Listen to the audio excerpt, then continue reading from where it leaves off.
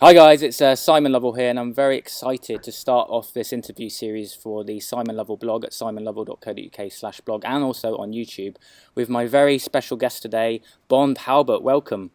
Thank you.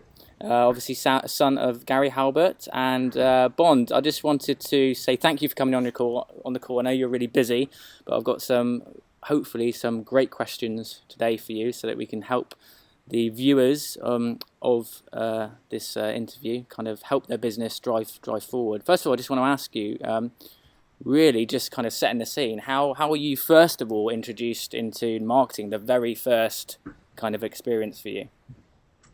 Oh, that one is, you have to go back to when I was about 9 years old for that.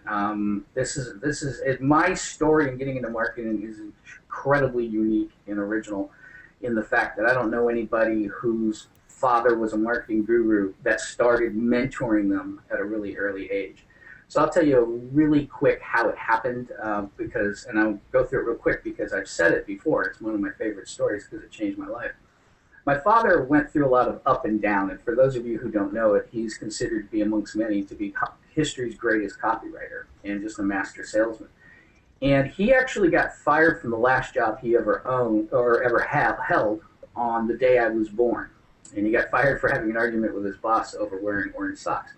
Anyway, but from that point, my father was on this up and down ride because what he was really addicted to was making it. He wanted to make the breakthroughs. And it's to make a long story short, he would blow all of his money just to get back into a position where he had to, and then he'd make it. So he had winner after winner after winner in a variety of industries. Well, one time he was down on the downswing, and he was down on his luck, and I was about 9 years old, and I was walking along with him in Santa Monica. And I said to him, I'm really lucky. And he said, why? And I said, my oldest brother got to grow up playing with the motorcycles and all the toys of being a rich kid. I said, I get to see how you do it. And he said, that's the smartest thing I've ever heard a kid say. And he just immediately took me, because he has other children as well, but he took me and started training me into marketing. So at like the age of 10 and 11, I was going on business trips everywhere from Cayman Islands back to see Ben Suarez in Ohio. He would pull me out of school and go to brainstorming sessions with Jay Abraham and Eric Weinstein and a bunch of these other guys. And when he would do this, because he was training me, he would tell me, okay, look, Mom, we're going to a meeting. I remember the day he pulled me out of school. He said, listen, you can learn what they're going to teach you in school tomorrow, whether it's your addition or your reading, whatever. I'm going to go show you where the magic happens, how things really get done, and they won't show you that anywhere else. And so on the meeting, he'd say, this is my goal, this is what I want, this is what we're going to discuss. Then I would be there in the meeting. And as I got a little older, and I mean a little, like 11 and 12, I was starting to participate, throw in ideas and say, how about this? And he really he said I was like a chameleon. He could take me anywhere. But he would also, so I would sit in the meeting, and then on the way back, he would recap and say, this is what happened in this meeting. This is what so-and-so is really going to do. This is how it's all going to play out, and so forth. So it was like a military after-action report. And then that went on for quite a while. And then my father went away to Boron and started writing a series of letters. And this is kind of interesting because that series of letters was to teach me the direct response marketing business and to formalize the education he had already started giving me a couple of years prior. And those letters led to the creation of his first book, How to Make Maximum Money in Minimum Time. And then that turned into the Gary Halbert letter. Okay, and then he was one of amongst the very first marketing gurus to turn around and say, here's how it was really done. And everybody was like, are you kidding me? You're really telling us how this is all really done, and so forth. And so that all can be boiled back down to the point where he wrote that very first letter in the Boron letters. And the funny thing about that very first letter, it was written on his birthday. And I, very few people know that actually. The reason I'm even talking about this is I've been updating those letters and I'm about to put them up on Kindle. But so my history in marketing goes back that far. But to fast forward it, what happened was I worked with him in the business, and my father was not like a guy who owned a furniture store and then took off and went to ball games on the weekend. He was a guy who lived. So I mean, instead of ball games, I went to seminars. And it's what we talked about at dinner. It's what we talked about in the car constantly. I mean, I was reading and predicting results versus how this is going to do versus a control piece. I worked, my very first job. I was at a list brokerage company, So I mean, everything in the direct response business, I grew up in it. And then at one point, it was kind of difficult to try and tell somebody, when you're 30 years old, that you have 20 years of experience in marketing. Nobody wants to really believe it, right? Until the internet comes out, now there's all this proof because people can see these letters that say, that's teaching, because it's now a cult classic, teaching a 15-year-old kid how to do marketing, even though I was actually being taught even prior to that. But eventually, what happened was I went into school. I got a college degree, a marketing degree. It sounds fancy, but trust me, the education I got from my father was much better. But I got a degree in international business administration. And then I went back and started working with my father some more. And then what happened was we started a company ourselves together and made quite a bit of money. And then I started doing my own thing more often. But by the time my father had passed away, I was actually his closest advisor and the guy, the one that he listened to the most and stuff like that. And the reason is because we think like one another. He trained me how to think like he does. And so, oftentimes when people say, here's the situation, I'll tell them what the Gary Halbert solution to that problem would be, even if it's not my solution. It's just because I knew it.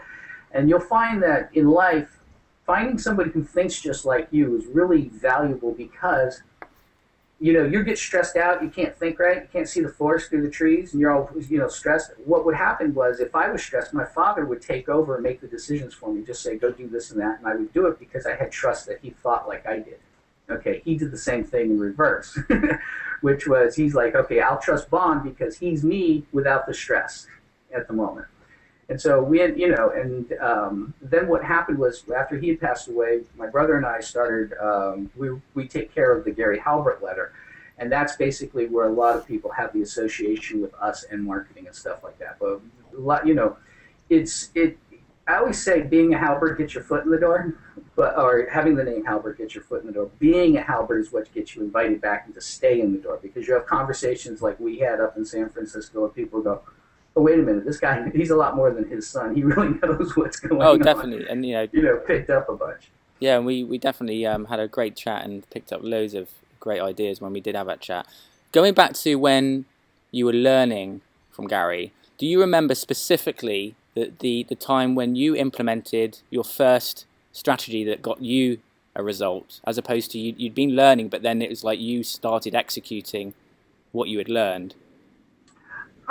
It's kind of hard to say. The reason is we started executing together right from the beginning. He did, the one thing a lot of people came to my father to learn was copywriting, but what they didn't understand was the main lesson he was teaching was marketing. So, my father and I would, talk about strategies, or we'd talk about this and that. And, he's the king. So basically I would throw in things here and there that would eventually get used and stuff like that. But the concept execution was usually always done. He was the guiding shepherd of the whole thing. But I was right there doing everything with him. And most of the execution and experience I got was actually with projects that we both ran and owned, not client work. Because if the client was coming in to do work, they got one of two things. They either, Gary Halbert sat down and did all the ad work and everything for their copy, and wasn't going to let anybody touch it.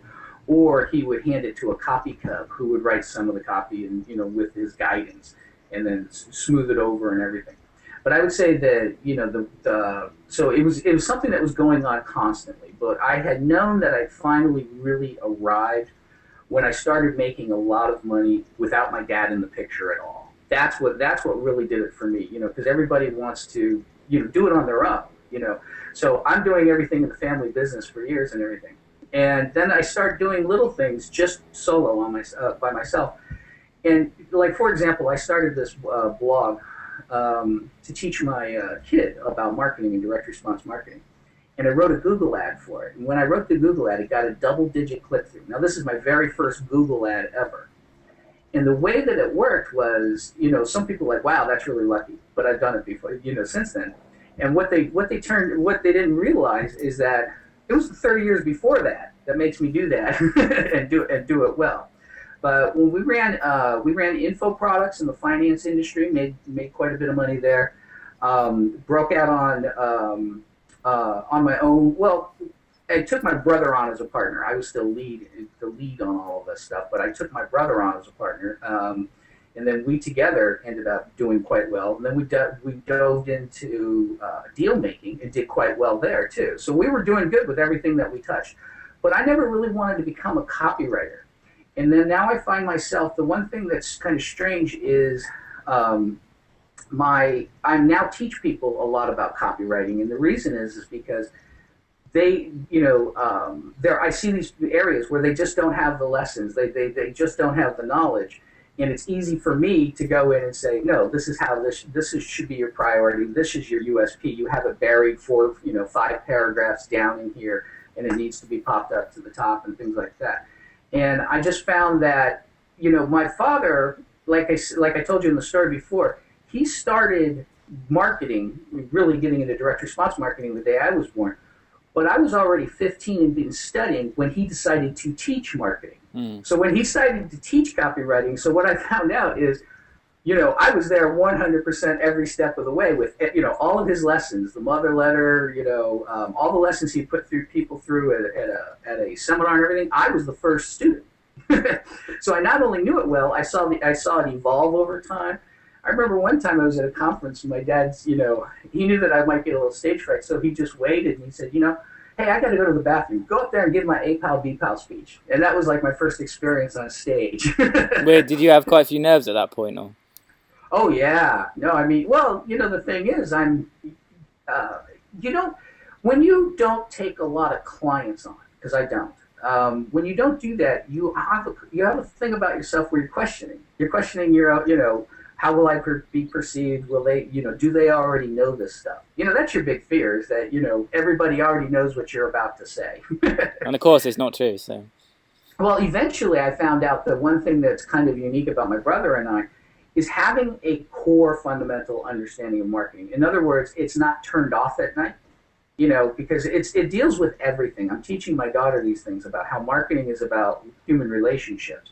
And you have to understand the principles of marketing if you want to get what you want out of bureaucrats, out of, I'm talking about things other than money.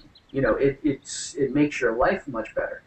And so, I try and teach her these things about, how to grab attention, how to put yourself in the mindset of the person who you want to get something from, whether it's money or a good grade or whatever it is, to understand what they truly concern themselves with. So, and the one thing I think you need if you're going to be good at copywriting, I don't know necessarily about marketing, but in copywriting at least, you need empathy. You need to be able to put yourself in the shoes of other people and their mindsets. You need a gift of gab or gift with words. You need to be a numbers guy who can understand what the numbers actually mean. And you need to blend that all in with an understanding of psychology and human nature. Absolutely. And so, but the thing is, when you start doing this at a very early, young age, you don't worry about running out of ideas. So, I mean, people are like, why do you just give out tips like that left and right? I'm like, because I'm not worried about running out of ideas. I mean, let me check my watch. I got another one coming along soon. And the other thing that I really like about it is you take good ideas from everywhere. I grew up with, Jay Abraham being Jay, with these guys, knowing these people from their first names.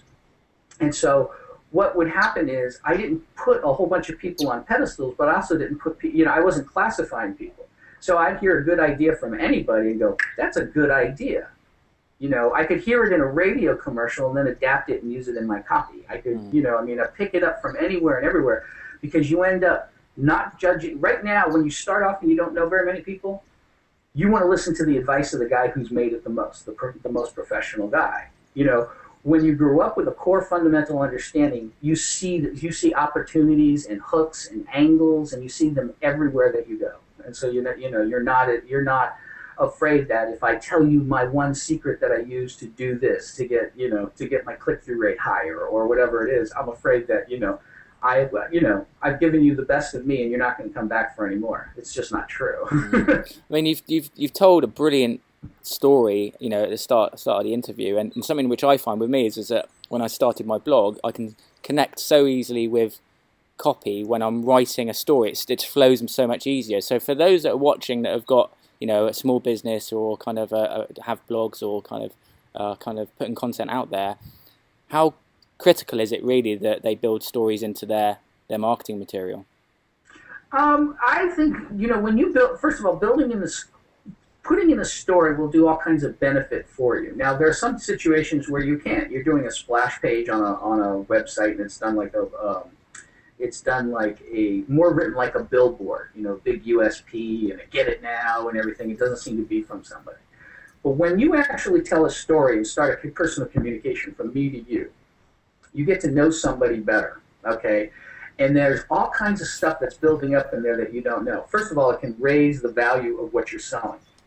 When you tell the story of, hey, this is I'll give you an example. Let's suppose you turn around and say, here's a watch I'll sell you, and I'll sell it to you for a couple $100, okay? And then you turn around and say, well, start giving its benefits. It's a Swiss watch. It's a GMT. It tells times, and, you can check times in different parts of the world and so forth. But when I turn around and tell you about, look, this watch was a brainchild idea of one of the most famous monarchs in Europe. And what they did was they woke up and sketched this back in the 1800s. And then some master watchmakers started perfecting the process of putting together the timing chain on it and so forth. And there's been 1,300 man hours were put in together to making this watch. Now you're not expecting to get it for $20. Okay? The story helps build the value. And also the thing is, stories, if you're really good at it, you put in little details that let people know it's not just a saying, it is actually a story. And the thing is, every time somebody goes, nods their head a little bit and everything, it's another feather in your cap that you're somebody who tells them the truth. Mm-hmm. So the other thing that's most important when you're telling stories is to try, that a lot of people forget, is it's not about you. It's about your customer. It's about your reader. What you want to do is tell your story in so much as it ends up helping them. And this is a key thing that I do whenever I write, and I would suggest it for you or anybody else. Your story is their story. So you want to tell your story just as much as it relates to someone else. I became a father, and this was all what I was concerned about. And then I realized time management was so difficult, and I started stressing, and then I worried about this, and I worried about that. And the other parents go, yeah, I'm feeling that too. I know what you're talking about. And then when you switch over from the me to the you. What you want to do, what I always do, is I take the negative on as me, and I take the positive on as you. So, for example, I'll say, I was sitting up at night wondering if my kids were going to pass their grades and their tests, and I was worried about how everything was going to go because it looked like they were falling behind. And then I just, and I was stressed about it, and I stayed up late one night, and I started buying all this material and studying everything, and it finally clicked, and it dawned on me that there was a simple way to get my kids to do better. And so after a few, alterations in their daily schedule and adding 20 minutes a day to what I was doing, I used this new process, and which you can use to double your kid's grade. And imagine not having to, being able to sleep at night as a result of this, and knowing that their future is basically going to be benefited, 30-fold based on what you just spent the money on to learn these secrets. And, and so the thing is, what I've done is I took on all the negative. It was my kids that were bad, not your kids. It was my kids that needed help, not your kids, right? But then when I come on to the benefit, it's your kids that are getting the help. It is your kids that are going to have a brighter future. So one of the things that you want to do in storytelling is your storytelling should be your customer's story in parallel, okay? And then when you switch over, you want to quickly move over to, I'm not bragging about me, I'm bragging about the results the product gets for other people. And so then because people take that positively. If you turn around and say, look, I'm great, I did this and I was fantastic, and I ran this promotion and I made $1.3 million that year and so forth, eventually it gets to the point where, okay, yeah, you're bragging. People don't like to hear that. People want to hear how you just discovered this trick. You're just an average Joe just like them. Your story parallels them, and here's the key that you just found. Mm-hmm. That's what they want to hear. But storytelling is very critical, and the higher the price of the product, the more critical it is. That's interesting. Because, the reality is, are you really going to read a 5-page newsletter or a 5-page, sales letter on something that costs $2? At some point you go, I'd rather say, I'll pay you $2 to read it for me and tell me what it's about. Yeah. But, the higher the price of the item is, the more they have to be, the client has to be sold on this being a good value for them. So the more important a story is. Let's talk about a business owner that maybe isn't copywriting savvy or marketing savvy. At the moment, they have a website that kind of is featuring their product or services. Where is a good place for them to start optimizing that and driving more sales? The kind of the couple of golden nuggets that would get them going. Okay, we get this question a lot about whether you want to learn copywriting. In fact, I'm going to give you a preview of something that's about to come out in about a week, which is it depends on what your goal is. If your goal is to become a world-class copywriter, not to just own a business, but to write for several businesses, I'm going to recommend a whole bunch of books and courses and exercises and things to do, and you're going to be spending lots of hours doing it. There are other courses out there that are much are pretty solid, and you finish it from A to B, you follow the exercises, you practice it, and you probably start writing, being good enough to write copy for some small businesses. But recently, there's been a course that was developed just recently by David Garfinkel. It's actually a fantastic course. And what it does is if you sat down on Friday and started, you know your business well, you sat down on Friday, you follow the steps and just fill in the blanks and answer the questions the way that they were asked and everything, you will have a good, effective ad by Monday. And that's fast, effective copy. Oh, sorry. Scratch that. Fast, effective copy it's the same group of people, but I think it was the high-speed copywriting material. But but that's not my point here. My point is, it will depend on the level at which you're going at. If you're just trying, you want to look for solutions that are like that. And I'll tell you another thing that I would do is I would hire somebody to save a lot of time and really get it done. I would hire somebody who's good to do at least a critique. If you have the money, hire a copywriter. But if you don't, hire a good copywriter to do a critique, because he will tell you, no, look, this is the wrong picture that you're using for the emotion that you're trying to sell that sells this product. They will say, take that first 5 paragraphs and get rid of it. And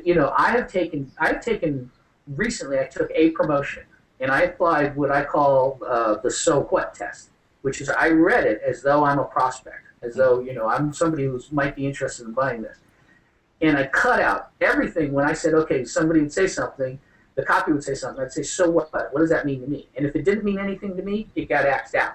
Okay, I ended up cutting half of it out. Wow. Literally half of the copy. It was reduced from like 12 to 6 pages, and we did an A/B split test, and it quadrupled the orders. 400% increase. I was going to actually ask you what marketing campaign have you worked on that has, what changes were made that brought the biggest results? Believe it or not, it's always little changes. I remember one time I was doing a campaign, and see, now this is the thing that you got to remember. I work for myself. I don't like to take on clients, and I didn't have to like my dad. So I do most of my copy for our stuff. But I do have answers to that question, which is, I remember one time, this is a few years ago, everybody was saying, do not put photographs in your emails because it'll be considered spammy. You scare people off. They think that there's a virus or whatever. And I was sitting there looking at it, I go, you know what, if I was my own client, I'd put in an enticing picture here. Mm-hmm. And now, this is the difference between a marketer and a non-marketer. Let's suppose that you have a site and it's about, going out to dinner, and it's about going out to eat. Most of the time what people do is they try and take a picture of some food, or what they try and do is take a picture of the restaurant when it's empty so you can see the decor and how nice and clean it is. And that's wrong. What you really want to do is take a picture with a whole bunch of people laughing and smiling and having a really good time and enjoying their family and their friends. Yeah. Okay. And it's like I was teaching that with my daughter. We were, doing something. It was about a museum, and I said, look, most of the time, museum, you come up, you want everybody to move aside, and you take a picture of the painting, right? I said, you're doing this for marketing. You want to back up and take pictures of other people taking pictures of the painting and other people enjoying it and all this, and you're looking for people. Yeah, you're looking for people smiling and laughing. So when you can really get your mind into your prospect's head, okay, and to understand them truly and take your own ego out of it, you'll do a lot better. It's like if you've got a kitchen company who's selling kitchens and they're just putting pictures of their kitchens there, but actually the result is of maybe a a woman who wants to have a party with her friends. Yeah, absolutely. And the thing is, what she would do, actually with a kitchen, what most women want is to impress their friends. They will say, I want a nice open kitchen and I want a stainless steel fridge. That's not the reality of what it is. That's what I'm teaching my daughter right now is the difference between what people say and what the reality is. Most people, do you know why most people try and lose weight? It's to look good. It is not, most people do not, the one thing that, people, here's a way that you can tell it. When you see people losing weight, there's a point where they're going to stick with it. And it's usually after they get about 2 or 3 compliments that are unsolicited from people in their lives who say, man, you're looking really good. Mm-hmm. And when they hear 2 or 3, they're like, okay, they're not lying. I'm hearing this from people. And then when they go home to work out again, they got more energy and they're more exercise. You never see people going, oh man, it's so awesome. My cholesterol is now in control, so I'm going to go and do this more and more and more often. They're proud of it. They are happy. It is a benefit. It is one of the things that sells them. I'm not taking that away. But if you don't know that, your images aren't going to show women in their after pictures for women from their workouts being in glamour gowns and out and enjoying a night out on the town with their friends. Okay, that's the real goal. We did a survey actually for one of our diet products, and one of the biggest answers was amongst other questions was the biggest one that popped out was the feeling that I get when I go out with my friends. And the thing is, because that's a politically correct thing to say. But what they will say is different from what's in their hearts. Like, I was talking to my daughter. I said, what's the number one thing a judge cares about when you're in a courtroom? And she's like, well, trying to see that you're being honest. I'm like, no, they care about their docket. Behind them is 500 cases that they've got to get through. You're one that they're going to see really quickly. They care about speed. So, when you come in and you talk about, because what you're doing with marketing is you're persuading.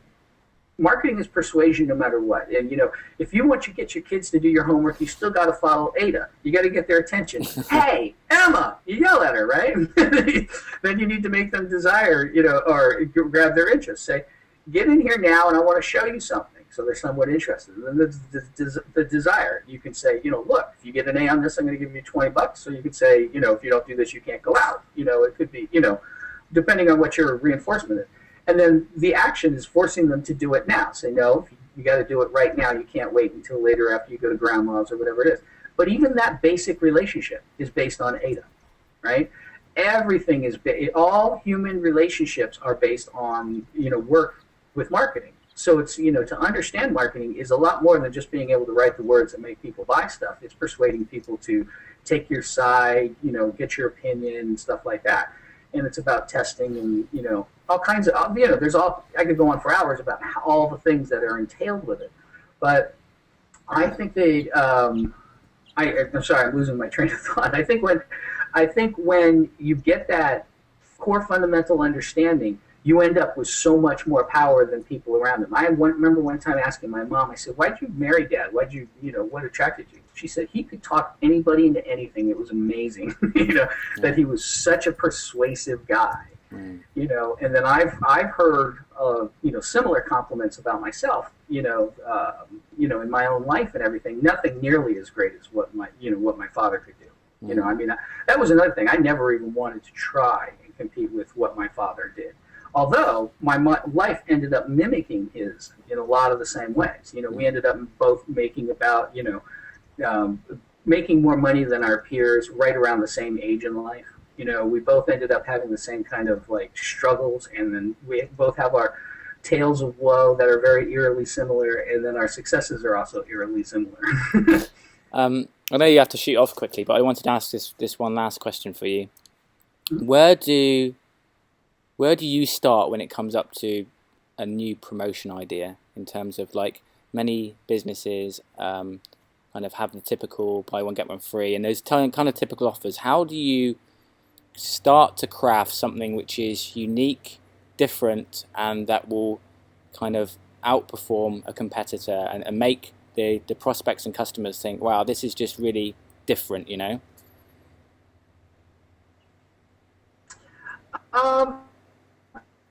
Okay, there's a couple answers. First of all, there's when I do it, there's a lot of stuff that in that particular question I cannot teach somebody else. It is something that I grew up with. It's an I. It's kind of like saying, how do you get from being a guy who can run 5 balls on the pool table to running the whole table? There's a view you all of a sudden get when you finally click and everything gets it and stuff like that. So like for example, one time I wrote a piece. It was for actually, I just wrote it to get it out of my system. What happened was, I really love, any place with a lot of energy. So I will be, if I hear there's a big protest in downtown LA, I'll go to it. If I hear that there's a massive crowd at a Mardi Gras party out in Venice, I will go to it. I just like to be amongst where all the energy is. And I was cruising around one time, and I ran into these people, and they were doing a political protest, and they were all very angry at the time. And it clicked on me. It just dawned on me. I went back, and this is what I did. I took an Iraqi dinar. Okay, this was from before the war, and these things were worth no money now. And they had you get them real cheap, and had a big picture of Saddam Hussein on it, right? And I was writing this piece for the financial market, because the financial market is decidedly conservative and more right wing than liberal arts would be. Like if you go to a school, that majority of your professors and everything are going to be a little left of center.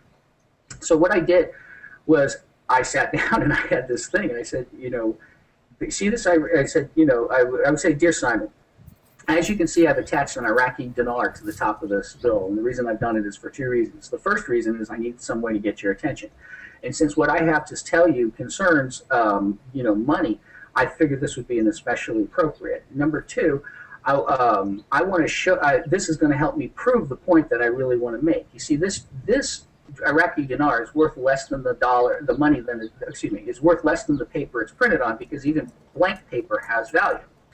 I said, what made this this dollar bill or this dinar so useless is the decisions by the man whose face is on the bill, because it's got Saddam Hussein's face really big on it. And then I said, do you feel like the decisions being made in this country right now are good for the USA and the good old American dollar? If not, this may be the most important message you will ever read.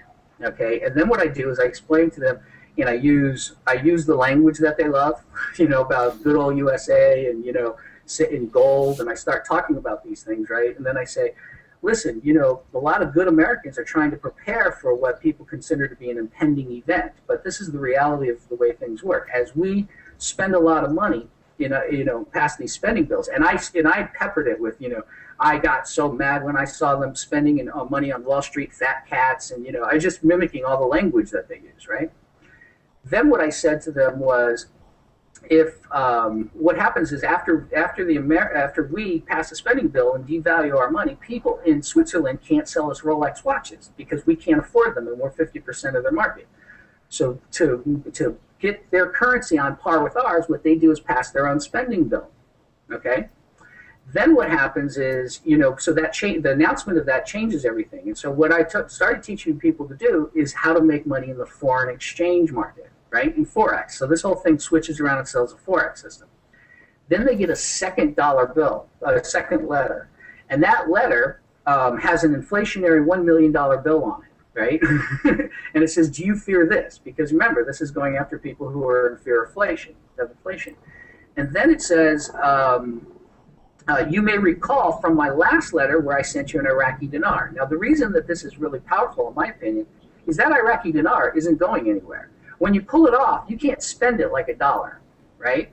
My dad's famous dollar bill letter. And so it doesn't go right in your wallet. But people have a hard time throwing it away because it is technically money, right? So it sits around, reminds them and everything. But they go, oh, yeah, I do remember he sent me an Iraqi dinar. Because who else sent them an Iraqi dinar, right? Then what it does is it says, if you recall, last time we talked about the difference between investing in gold and foreign exchange. Well, had you invested in gold, you could have made up to, let's say, 10% profit, or even lost up to 30% of your investment. But if you look at the Forex market, the gains that were possible to be made in there, equal 1,000, 1,200%, et cetera, et cetera. And what you've got, but the thing is, so what I did there was I took an Iraqi dinar, right? And I took a story and an angle and a political thing that was going on and swirled it all around and saw it to do a Forex thing. Big lesson. that's the kind of thing that you can't just teach somebody. But here's what you can teach them. What you want to do is your research. When you do your research enough, when you go through it, your hook, your angle should come out of it automatically. So, and a lot of people will tell you do your research, but they don't necessarily, a lot of gurus will tell you to do the research and profile your customer, but they don't really tell you how to do it. No. And I try and share, simple tips. There's a video on my blog you can check out, and it shows you exactly how to get the profile of your customers, even if you don't have any customers. Okay, and and I'll tell you that secret right now is what I do is I go to Alexa, right, and I pull up a website. Now, let's suppose you wanted to open up a bar in Hollywood. What you would do is go look for a bar in Hollywood that has a website. You pull up that website, and then you go to Alexa, and you pull it up, and it'll say there's not enough data because this is a small website. But you can go in there and look at the profile, and it'll tell you the demographic of age, education, sex, and so forth. That's basically the demographic that you're going after because it's it's in the same business. And people don't understand how that makes a huge difference. With my daughter's blog that I helped start with her, what happened was we found out that the majority of the women, the majority of people going to the website were women. It was like 90% women. So now that makes a decision. That helps guide our decision in the color background. It helps decide our decisions on what things to post and what people are interested in. So if I have the choice of posting up about a car show, or and this is a true example, I had a choice of posting between a car show in Beverly Hills or downtown LA, they had this the showing of costumes that were being worn in the Academy Award nominated movies, like the dresses and clothes. Well, knowing my demographics, I would automatically knew which one was the right to choose. Before that, I would have thought maybe the car show because these women would like to take their kids there and save some money, get the kids excited and so forth. But knowing your profile was really important. But anyway, what you want to do is you want to do two things. First of all, collect up offers. People do not do this, and a lot of great marketers don't either. They hear, and the best guy for offers and constructing offers that I know of is Jay Abraham. Mm.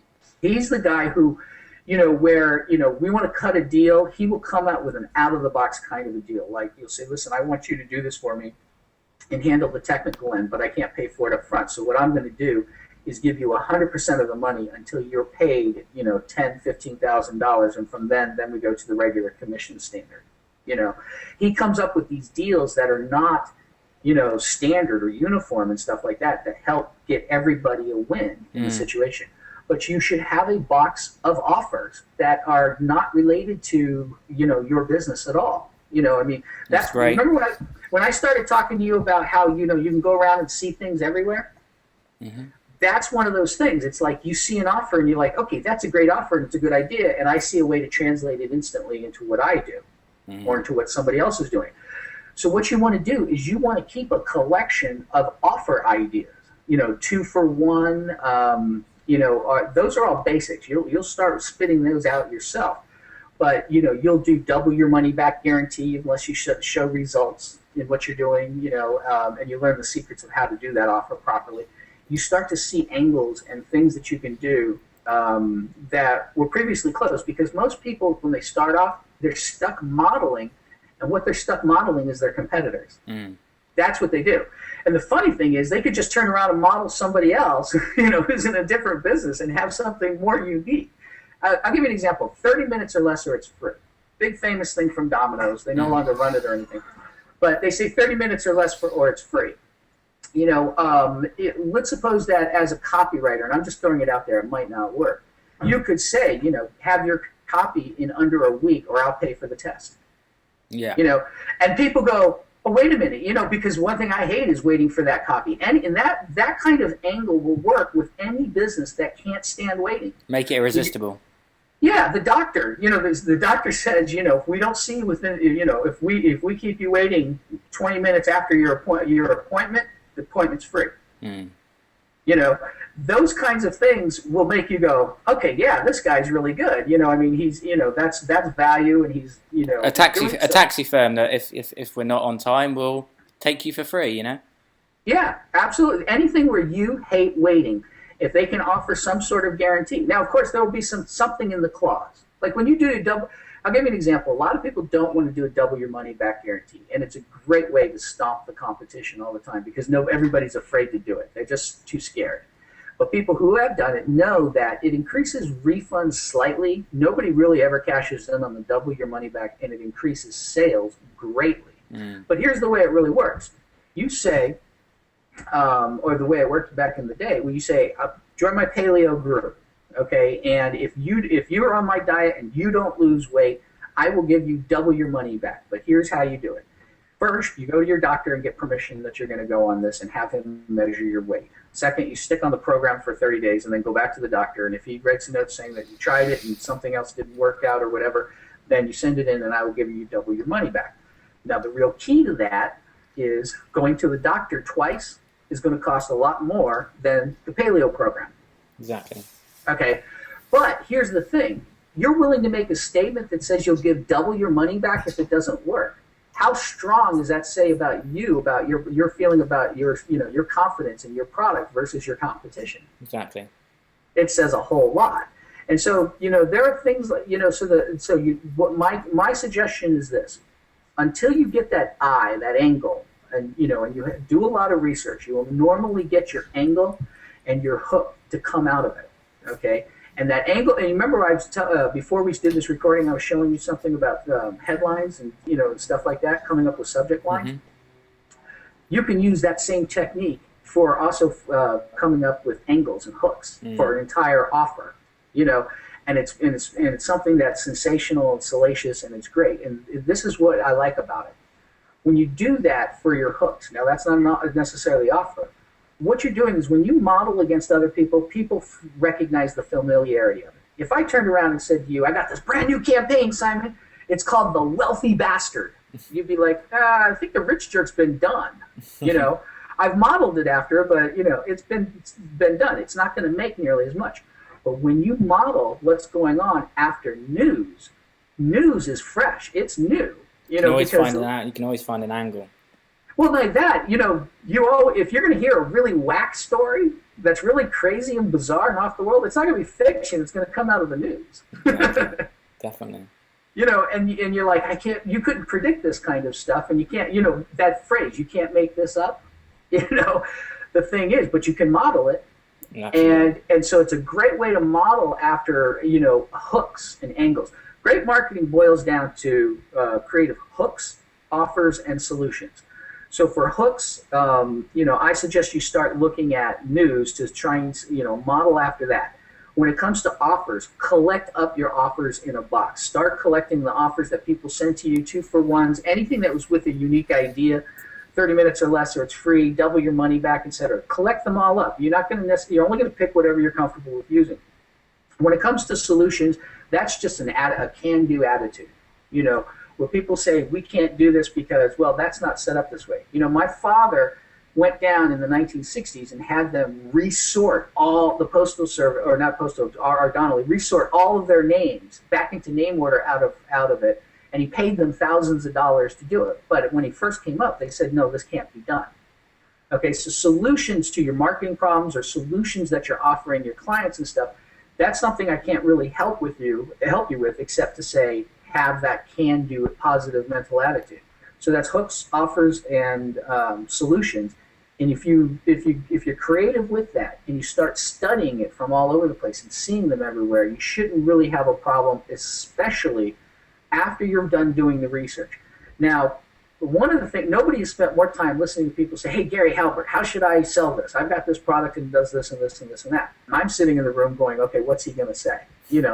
And by the end, 90% of the time or more, I'm like, okay, he's going to say the amazing secret of the Brazilian scientist who was stuck in the jungle for 6 months, or whatever it happens to be. Because I learned to think like him, so I would go, okay, he's going to pick up on that one, and he's going to spot it. So that comes out of a lot of time and experience and everything.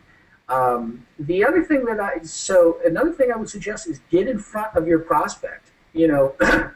Marketers don't do that these days. They don't pitch people. They write it and they put it up on the internet and they hope people will like it and they get opinions from people on Facebook.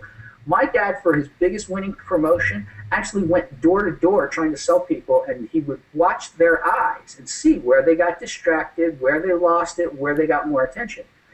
And it's amazing how people, you'll be interviewing or talking to a client, and you'll be talking to them for a long time, and then they turn around and say something like, yeah, well, I was stuck in the 6 months in Brazil, 6 months in the jungle trying to perfect this weight loss formula. Mm-hmm. And you're like, okay, really? And you didn't think like mentioning that might be important, like at the beginning of the meeting? And we're of course happy that the guy has it. And also, like finding maybe books in your field and not going to the positive reviews, but the negative reviews, and finding out what people don't like.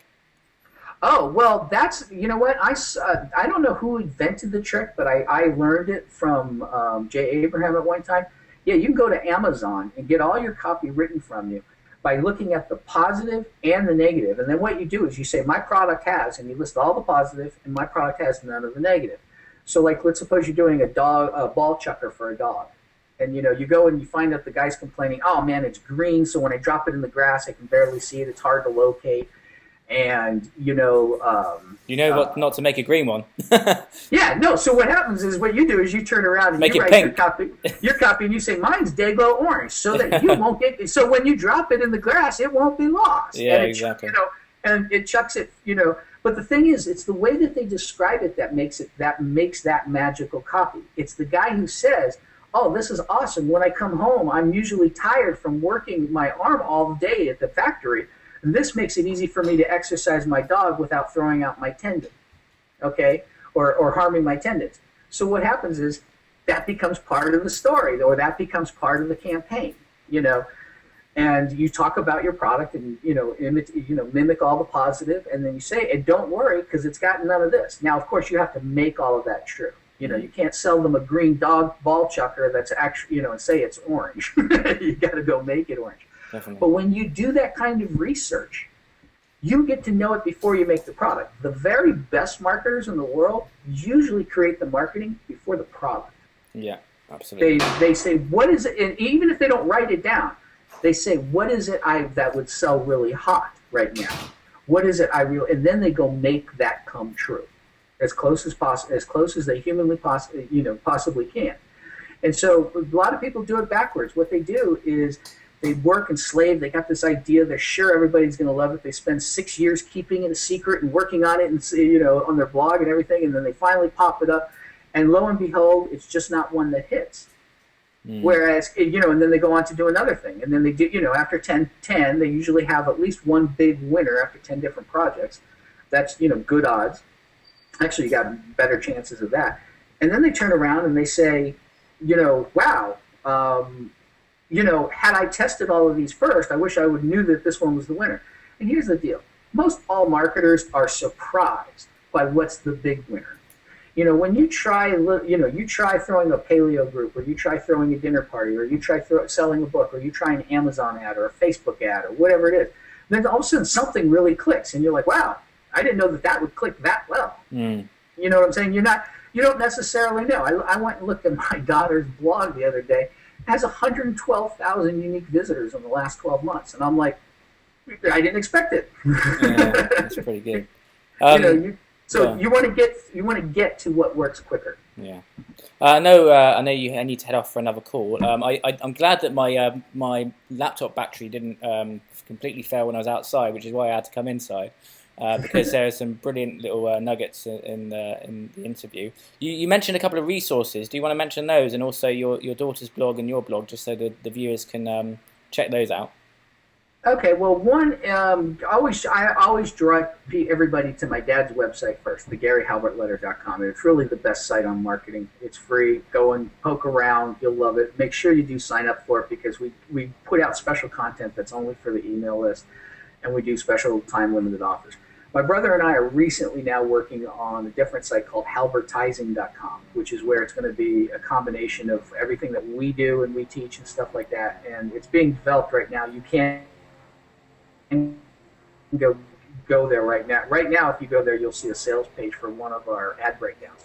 Because one of the things that we've been doing recently is taking our father's best ads, the ones that broke records, and we've been explaining the hidden psychology and the stuff that's in those ads that he never explained to anybody. because he just didn't have enough time to go through it in that level of detail. But I mean, there's a lot of hidden psychological triggers that are right in the copy. If you read the copy, it's a one-page letter. You'd never know that they'd spent 18 months developing it. Well, we've been doing that for a couple of his pieces, and so you can check that out at halbertising.com. As for what I do with my daughter's blog, I keep that separate so that people can't say, oh, that's a success because you're Bon Halbert. So I actually don't even use my name for it. And I make my daughter use her middle name and everything like that. But my blog, which, I still say Gary Halbert Letter, Halbertising, but my blog, if you want to get an even more personal close-up view of what I do, is bondhalbert.com. Bond like the character. Perfect. Well, that is absolutely awesome. There's so much value in that, and just taking a couple of those strategies, and business owners will be able to get some awesome results. So, thank you, Bon. If anybody has any questions, they can send them to you. We can do a follow-up or anything like that. Perfect. Thank you, Bon. That's awesome. And I know we had some problems at the start with the sound, but it's all good. So, okay, Simon. Thank you very much, Bon. Take care. You too. Bye.